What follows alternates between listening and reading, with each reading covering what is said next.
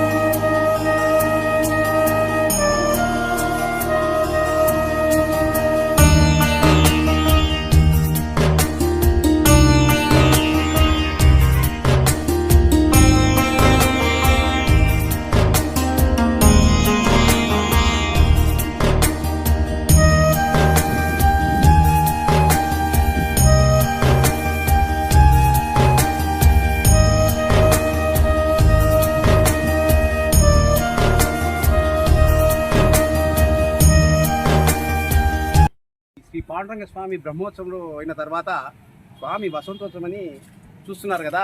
ఈ కోనేరు దగ్గర స్వామివారు ఆ రోజు ఇక్కడ చుట్టూ అంతా భక్తాదులు ఉంటారు.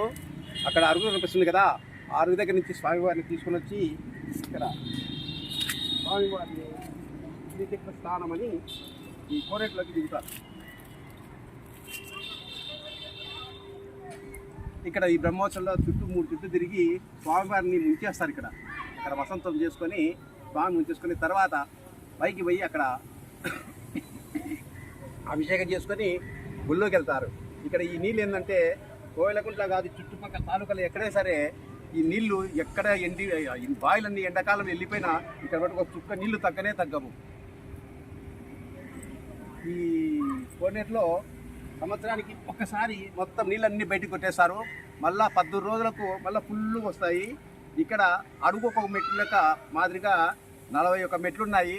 దాదాపు 60 అడుగుల లోతు ఉంటుంది. ఈ కార్యక్రమం బ్రహ్మోత్సవంలో లాస్ట్ రోజు జరుగుతుంది. శ్రీమన్నారాయణ శ్రీ పాండురంగ.